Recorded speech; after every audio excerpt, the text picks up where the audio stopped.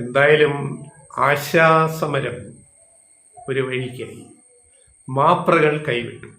ഞങ്ങൾ കഴിഞ്ഞ ദിവസം ഒരു വീഡിയോയിൽ പറഞ്ഞത്, ലെഫ്റ്റ് റൈറ്റ് വോയിസ് പറഞ്ഞത്, അതിർത്തിയിലെ സംഘർഷം ഒഴിഞ്ഞു, വെടിനിർത്തൽ ആയി, അതുകൊണ്ട് ഇനി ഈ പറയുന്ന മാപ്രകള് ഇനിയിപ്പോൾ ആശാസമരം ഏറ്റെടുക്കാൻ മുന്നോട്ട് വരും എന്നായിരുന്നു ഞങ്ങൾ ധരിച്ചത്.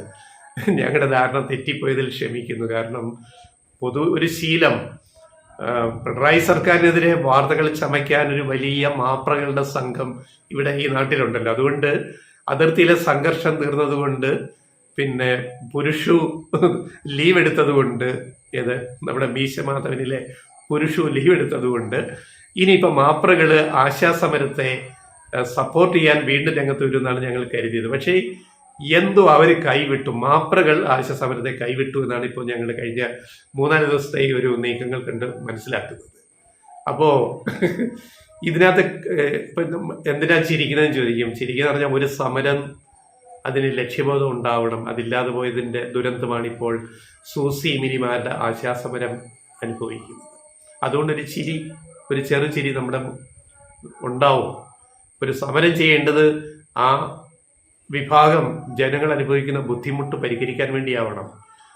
വെറും കുടില തന്ത്ര രാഷ്ട്രീയം വെച്ചുകൊണ്ടാവരുത്.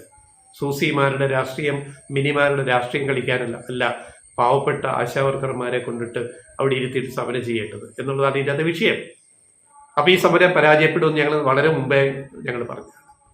അവരുടെ എല്ലാ നീക്കങ്ങളും പരാജയപ്പെട്ടു. ഇനി ആശ എന്ന് പറയുന്നതിൽ ഒരു പിശകുണ്ട്. ഒരു പിശകുണ്ട്. ആശയാണ് ശരിക്കും, ആശയല്ല ആശ. അതിന്റെ വ്യാഖ്യാനം അറിയാമല്ലോ. ആശ എന്ന് പറയുന്ന ഒരു ചുരുക്കപ്പേരാണ്. അതിന്റെ ഫുൾ ഫുൾ ഫോം എന്ന് പറയുന്നത് എന്താണ്? അക്രഡിറ്റഡ് സോഷ്യൽ ഹെൽത്ത് ആക്ടിവിസ്റ്റുകളാണ്, തൊഴിലാളികളല്ല. കേന്ദ്ര സർക്കാരിന്റെ നിബന്ധന പ്രകാരം, ഉത്തരവ് പ്രകാരം ആശയല്ല, ആശ വർക്കർമാരെന്ന് പറയുന്നവര് ആക്ടിവിസ്റ്റുകളാണ്. അല്ലാതെ ഹെൽത്ത് വർക്കേഴ്സ് പോലും അല്ല. അതിനുള്ള യോഗ്യതകൾ അവർക്കില്ല. 8ാം ക്ലാസ്സും ഗുസ്തിയല്ലേ ഉള്ളൂ. ഒരു അക്രഡിറ്റഡ് സോഷ്യൽ ഹെൽത്ത് ആക്ടിവിസ്റ്റ് മാത്രമാണ് എന്ന് പറഞ്ഞാൽ വേണമെങ്കിൽ നമുക്കൊരു കമ്മ്യൂണിറ്റി ഹെൽത്ത് വർക്കർ എന്ന് പറയുമ്പോൾ ഒരു സപ്പോർട്ടീവ് റോൾ മാത്രമേ ഉള്ളൂ. നേഴ്സ് അല്ല, മിഡ്വൈഫ് അല്ല. അവര് ഈ ആശ ഞങ്ങൾ പറയില്ല, ഇനി ആശ എന്ന് പറയണം. ഈ ആശ വർക്കർമാര് അവർക്ക് മെഡിക്കൽ ബിരുദമില്ല. അവർ മെഡിക്കൽ സംബന്ധമായ, ആരോഗ്യ സംബന്ധമായ ഒരു കോഴ്സ് പോലും അവർ പാസ്സായിട്ടില്ല.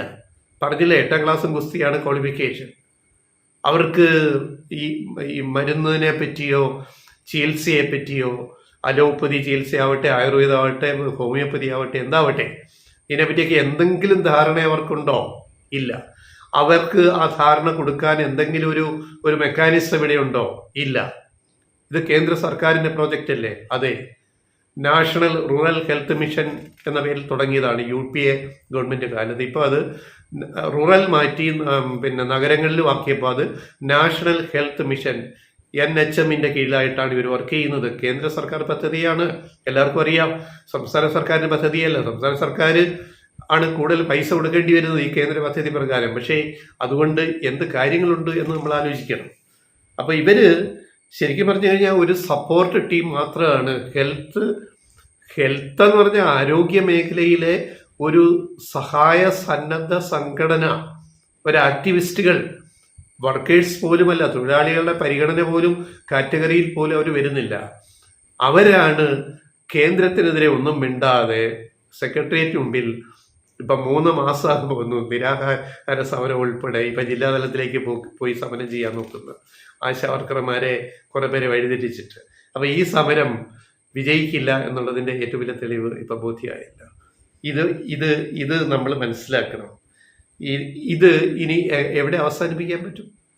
ഞങ്ങളുടെ ഒരു അഭിപ്രായം, സർക്കാർ വേണേൽ ഒരു ചർച്ചയ്ക്കൂടെ അവരെ വിളിക്കുക. സൂസിമിനിയെ ഉൾപ്പെടെ വിളിച്ചിട്ട് നിങ്ങളുടെ സമരം പരാജയപ്പെട്ടു, ആശാ വർക്കർമാരുടെ, ആശ അല്ല ആശ ആശാ വർക്കർമാരുടെ കാര്യങ്ങളൊക്കെ ഞങ്ങൾ നോക്കിക്കോളാം.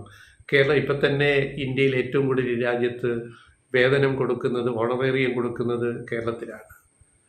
അപ്പം കേരളം ആശാ വർക്കർമാരെ ചേർത്ത് പിടിക്കുന്നുണ്ട്. അതുകൊണ്ട് നിങ്ങളുടെ സമരം അവസാനിപ്പിക്കുക.